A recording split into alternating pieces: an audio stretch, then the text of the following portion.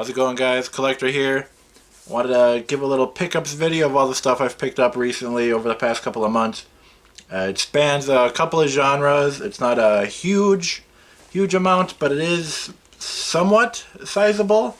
It is mostly movies, like it usually is for me, because the main things I get are movies, as you can see, and as you have seen by my reviews. I mostly buy movies. But I also collect books, music on several different formats, all sorts of stuff. So, I didn't want to split this up into several videos into each thing, just because the main thing is I could do movies and then everything else in another one, but instead I'm just going to lump it all in one update. When it gets a little bit more difficult, when I have a lot of each thing, I might still keep it one video, but include timestamps, just for those that are only interested in the movies I get, or the music I get, things like that. Whatever's easier, to be honest. But, so we're going to start with the thing I have, we'll just start with books. I have two books that I picked up recently. One of them is, get the dust jacket on here, is The Thief of Always by Clive Barker. Clive Barker, wow, I can't English right now. Clive Barker is one of my favorite authors. This is a wonderful book. Usually considered a children's book. It is a fable, so it does have a point behind it. Does have meaning. There are some interesting illustrations at all, like the chapter markings and such. But it is a wonderful book. I'm very glad I read it. I'm not going to go in depth about the story, but it's very fantastical. It's, you know, children fighting back at a malevolent entity. So really cool. This one I know basically nothing about, but that's Dolores Claiborne by Stephen King. I have a handful of Stephen King books. Another one of my, sorry about the lighting, I'm trying out, it's a little different lighting. I just recently moved a lot of stuff around, so everything's a little wonky right now, but I'm trying out some new stuff. But nice beautiful mugshot of Stephen right there. But the only thing I know about this book is that it was also a movie with Kathy Bates as Dolores Claiborne. So that's about the only bit of information I have. I have not read it yet. Just picked it up at an estate sale a couple days ago, but I am excited to read it. One of the next things I will be reading, so I'm excited about that. And those are all the books I got. Next we'll go into music. Small little bit here. Start with the only record I got recently, still brand new. I got it on sale at Kohl's. Pink Floyd, Dark Side of the Moon. I did not have a copy of this, so I picked it up. Definitely got to get more Pink Floyd. I love Pink Floyd. Great album. I have The Wall, which is my favorite Pink Floyd album, but that's not really saying much because I feel like The Wall is a lot of people's favorite Pink Floyd album. That or Dark Side of the Moon. But, so, I'm excited to get this opened up and finally listen to it on vinyl. But that's the only record I picked up recently. Haven't really gone vinyl hunting. I have a couple of CDs. A lot of the things I get when I go out thrifting a lot. So I'll go to Goodwill, Salvation Army, a lot of like rummage sales. There's also a handful of used record stores, used movie stores, things like that I go into a lot. So most of the stuff I get is used, but I don't really care. But in any case, got Sinner by Drowning Pool. Really good hardcore rock music here. Drowning Pool is one of those bands I don't know a lot about, but obviously they're famous for a lot, but most people know them for Bodies right there, Let the Bodies Hit the Floor. So we got that. Got The Curse by Atreyu. Some fun artwork on there. There's the track listing. This is one of those. Take the sleeve off here. Got some more. Hope this video doesn't get taken down because I'm having fucking a woman in a bikini in my video. Oh no. But, you know, CD. Trey is one of those bands where, hello. I don't know anything about. I know a lot of people classify them as like there's music videos on that one. No artwork though. But like a goth rock band, I would consider them. I listened to the first couple of songs on this when I first picked it up like a week ago, but I haven't gotten to finish it yet. I will probably play it at work tomorrow so I can finish it, but from what I've listened to, it's really cool. So I'm excited to finish it and possibly listen to some more. But Trey, cool. Last CD I got is Chris Calico, Son of Sam. Amazing hip-hop artist or rap. I honestly don't know if there's really a difference between hip-hop and rap. That's not one of the... My brain doesn't function in terms of music like that. I always kind of bring the two together. But mainly I just call it rap. But a lot of good bangers on here. I love most of the songs on this CD. There's the track list. So if you can see that, hopefully you can see that. You know, obviously Chris Calico, basically best friends with Tech Nine of Strange Music. Tech Nine is another one. His new album's coming out soon. Nina. Or Nina, whatever. It's got to be Nina because that's how he always says it when he says his name, Tech Nina. So, unless it is supposed to be Nina, and I don't know, but whatever. I'm going to be picking that one up when it comes out.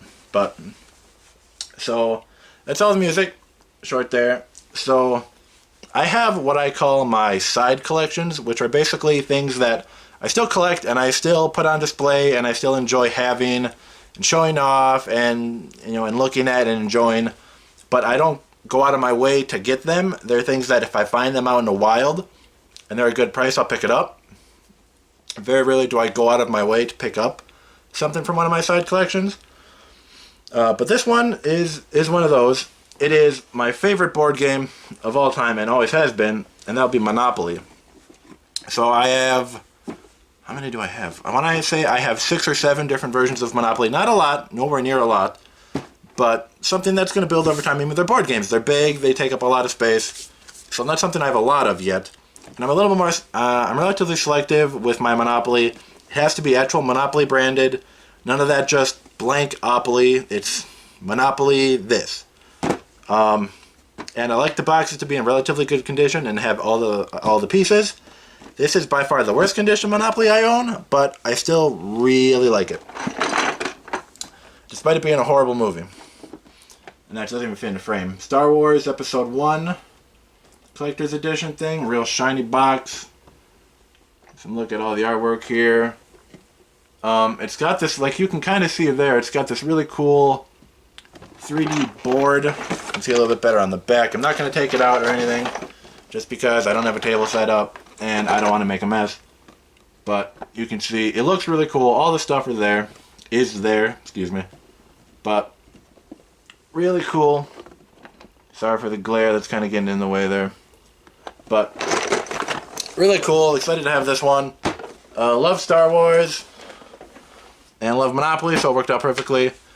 But, well, and I guess I should show, I mean, you can see in the corners, it's dented on each of the corners, which is a sign of pressure from storage. So whoever has this before, I got this at Goodwill, had a fuck ton of other boxes on top of it, and it for a long time, and it fucking crushed it.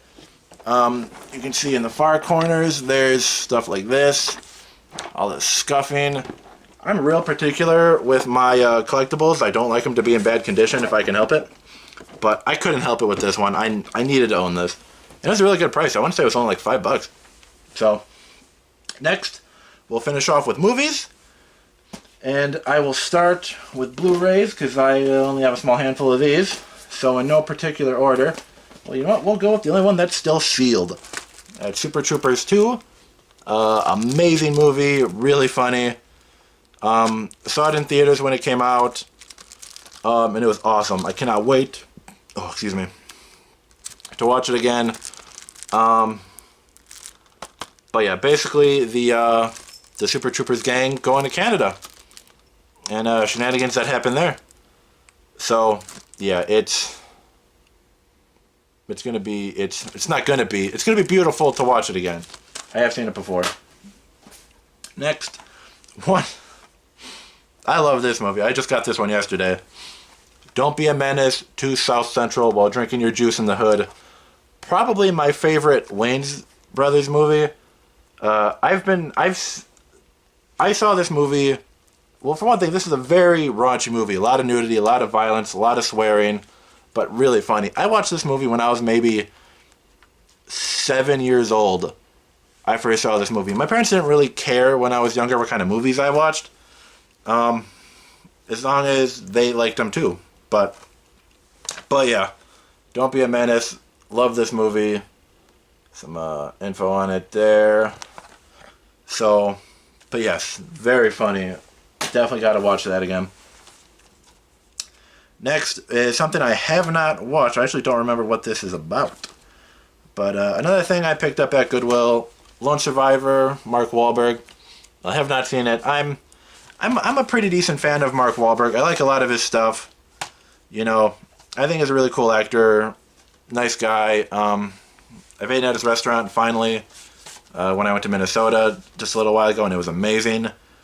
I cannot wait until the one opens up by me in, I want to say soon. It's going to be open within the next couple of months. But it says based on true acts of courage. Like I said, I have not seen it. I don't remember what it's about. I mean, I could read the back. Based on a true story. There's the info there, what it's all about. There's back. Back is the same without slipcover, so yeah. But Lone Survivor, very cool. And this is another fun one. The Meg. This is just, yeah, it's a killer shark movie. It's a big budget killer shark movie with Jason Statham. Rainn Wilson's in it. Ruby Rose is in it. It was not the worst shark movie I've ever seen. And if anyone knows me, my favorite movie of all time is a shark movie. It is Jaws. So I have a soft spot in my heart for shark movies. To be honest, I need a lot more in my collection. I'm severely lacking in shitty shark movies. But it's a big budget shark movie about a megalodon shark that escapes. Artwork the same without the slipcover. But it's stupid. It's a stupid shark movie. So if you're interested in that, watch it. You can do a lot worse. Next we'll go to DVDs. And we'll start with these two here. By far one of my favorite comedians of all time. Rest in peace. I wish I could have met him when he was alive. That's George Carlin. This one is Complaints and Grievances. HBO. I want to say he did all of his specials on HBO. I believe. I'm not positive. Don't quote me. No idea. And then George Carlin, Life is Worth Losing. Big stand-up comedian fan. I love stand-up comedy. George Carlin is by far one of the raunchiest, the most don't give a fuck, politically incorrect. He just didn't give a shit. If he thought it was funny, he fucking talked about it. So, yeah. So, George Carlin, love those. Watched them as soon as I got them. I got these maybe 2 or so weeks ago. But love George Carlin. Rest in peace, like I said. Next, something I just got today that I've heard a lot about, but never actually saw it, is Mirror Mask, which is some sort of sci-fi, not really sci-fi, like fantasy adventure story. It's from Neil Gaiman and Dave McKean with Jim Henson Company, effects and puppetry and stuff like that. So I'm pretty excited to check this out. Almost anything by Neil Gaiman. Honestly, I always say Neil Gaiman. Nine times out of 10, I say Neil Gaiman. But something he had to deal with, and this was in 2006, so it's relatively old. I say relatively just because, 13 years ago, so. But Mirror Mask, never seen it. Seems cool. The Three Musketeers, Disney, the Disney live-action one. This is one I watched a long, long time ago and don't really remember. But the cast is out of this world. Charlie Sheen, Kiefer Sutherland, Chris O'Donnell, Oliver Platt, Tim Curry, and Rebecca De Mornay. This is just... I remember laughing a lot when I saw this, but I do remember it being an actually pretty good like action adventure story. And it's the Three Musketeers. You know, almost everyone knows what the Three Musketeers story is about. But definitely want to watch this one again. Very interesting. There's the back if I didn't show it. So if you want to read what it's about, there you go. Hopefully the glare's not in the way. I apologize. This is one I got. So I don't know in what order I'm gonna publish these videos, but I'm gonna do another video somewhat relating to this series. Whether that's before this one or after this one, I guess you'll find out when they're both up. But I watched the first movie from this. It's based on a video game, and I was really wanting to watch the second one, and I cannot find the multi-pack of it anywhere.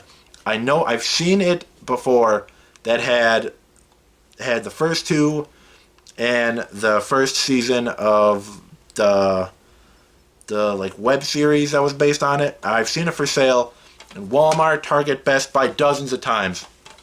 But then when I actually want to go buy it, I cannot find it. I can't even find the double pack with just the first two movies, which the Walmart Buy Me said they had in stock at the store, but they didn't. Thankfully, I went to 3 separate Goodwills. This happened about a month and a half ago, and I found it. And that's Mortal Kombat Annihilation. I love the Mortal Kombat movies. I definitely prefer the first one. The first one is definitely better. And Mortal Kombat is probably the best video game movie of all time. I'd be hard-pressed to think of another one. Now, mind you, I'm not actually really thinking about it all that much, but I mean, when you think about it, at probably at least... I'd be drawing a blank, to be honest, but I think Mortal Kombat is probably the best. And I love the Mortal Kombat video game. I've been playing it my whole life. I mean, it originally started just a few years before I was born. I started playing it when I was 5 years old at an arcade. I started with the very first one. There's only a few games in the main series that I haven't played, but I love it. I cannot wait for Mortal Kombat 11, which is coming out soon. But yeah, Mortal Kombat Annihilation. I've been wanting to watch it ever since I watched the first... When I watched the first one a while ago, so then I finally was able to get it. But I think it's a fun movie. It's a fun, stupid action movie. The acting is a little spotty at times. The effects are a little... at times, but overall, if you really just want kind of a mindless, semi-coherent fighting story, then Mortal Kombat Annihilation. If you don't have the first one, because the first one is by far better, but Mortal Kombat Annihilation is still very good. This one, I'm going to be completely honest. This one, I bought this movie only because it has one of my favorite musicians in it. And I found it when I was looking for Mortal Kombat. And that's Model Hunger. This is a low-budget indie film it's by Wild Eye, which is interesting. I haven't seen a lot of their movies, but I've heard mixed things about Wild Eye. But the more I think about it, I have quite a handful of their releases. But Model Hunger, directed by Debbie Rochon, who's relatively infamous in the horror scene. But I got this because of one person. That would be Aurelio Voltaire, which, if I can zoom in right there, if it shows right there. Voltaire is a sort of goth, cabaret musician, mostly acoustics, and he's one of my favorite musicians of all time. I have most of his releases on CD. He's coming to my city for the first time in years, in a month or so. So I'm very excited. I'm actually going to get to meet the guy and see him in person. Very excited. But I bought this 100% only because he is in it. He's not in it for a lot, relatively short amount of time, but I enjoyed him when he was in it. Overall, movie's not the best. It's really not. It's for a low budget horror film involving cannibalism. It's my phone going off that I'm not going to edit out because I don't feel like it.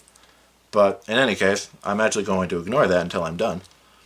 But yeah, Model Hunger, not the best, really, at all, to be perfectly honest. But it's a movie and Voltaire's in it, so. Last up, final movie, final thing in this update. Ignore the giant fucking sticker on it. This is also one that's actually sealed. I didn't buy it new.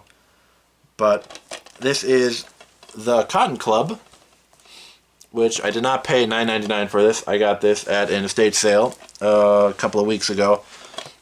And this is one I know jack all about. I don't know anything about it. But my favorite actor of all time, Nicolas Cage, is in it, and I don't own it yet, so I bought it immediately. I want to say it was $2. So, but it seems interesting. I mean, it's the Cotton Club. It's going to be about a jazz club back in the